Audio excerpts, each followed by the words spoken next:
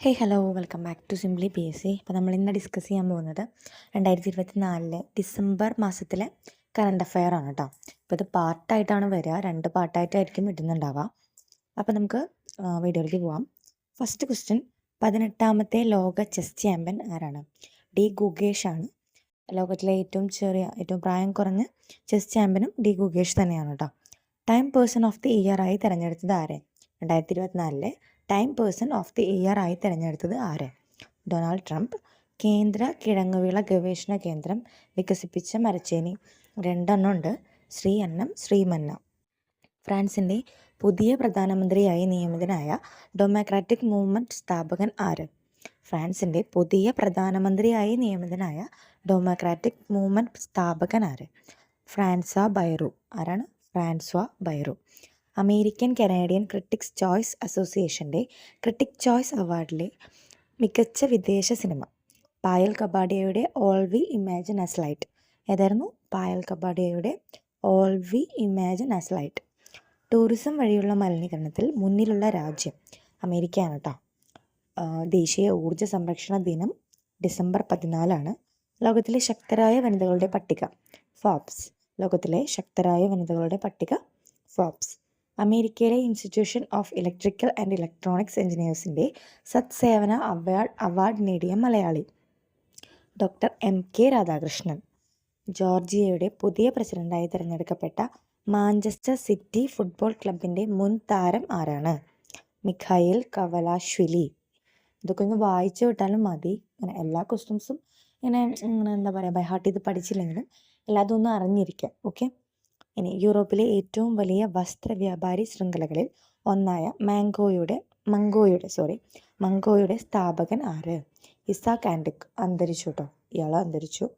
Reserve bank of ഇന്ത്യയുടെ 2023-24 Indian state സംബന്ധിച്ച സ്ഥിതിവിവര കണക്കുകളുടെ ഹാൻഡ്ബുക്കിൽ ഏറ്റവും ഉയർന്ന ഗ്രാമീണ തൊഴിലാളി വേതനമുള്ള സംസ്ഥാനം ഏതാണ്? കേരളമാണ് കേട്ടോ. സയ്യിദ് മുഷ്താഖ് അലി ട്രോഫി 2024 കിരീടം ആർക്കാണ് കിട്ടിയത്? മുംബൈക്കാണ്. ഗവേഷണത്തിനായി ചെന്നൈയിൽ സ്ഥാപിച്ച ആദ്യത്തെ പ്രമേഹ ബയോ സ്ഥാപിച്ചത് ICMR.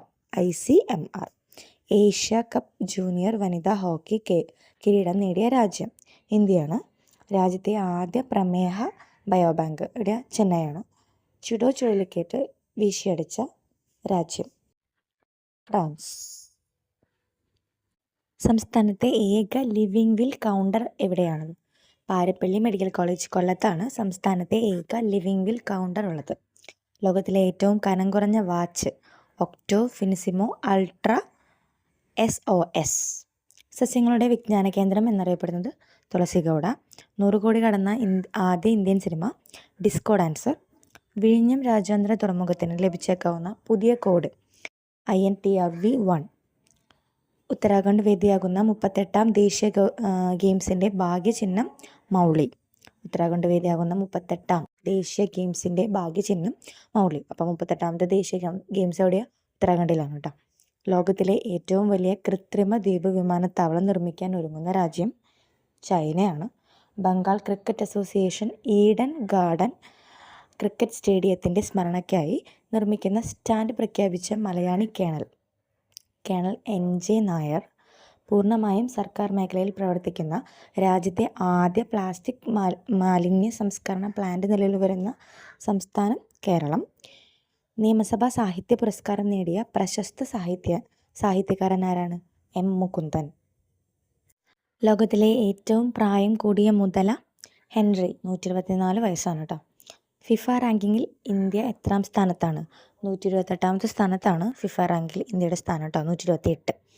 ലൈഫ് ഭവന പദ്ധതിയിലൂടെ ലഭിക്കുന്ന വീടുകൾ വിൽക്കുന്നതിനോ കൈമാറ്റം ചെയ്യുന്നതിനോ ഉള്ള കാലാവധി 12 വർഷമാണ്. കാലിഫോർണിയയിൽ അടിയന്തരാവസ്ഥ പ്രഖ്യാപിക്കാൻ കാരണമായ രോഗം പക്ഷിപ്പനിയാണ് കേട്ടോ. 50ാം വാർഷികം ആഘോഷിക്കുന്ന സ്റ്റേഡിയം വാങ്കഡെ സ്റ്റേഡിയമാണ്. അപ്പോൾ നമുക്ക് ഇതിവിടെ വെച്ച് സ്റ്റോപ്പ് ചെയ്യാം. നമുക്ക് അടുത്തത് നെക്സ്റ്റ് ഒരു പാട്ടായിട്ട് ഇടാം കേട്ടോ. അപ്പോൾ ഒരു പാട്ടും കൂടി ഉണ്ടാവും. അപ്പോൾ എല്ലാവരും ഇത് പഠിക്കുക.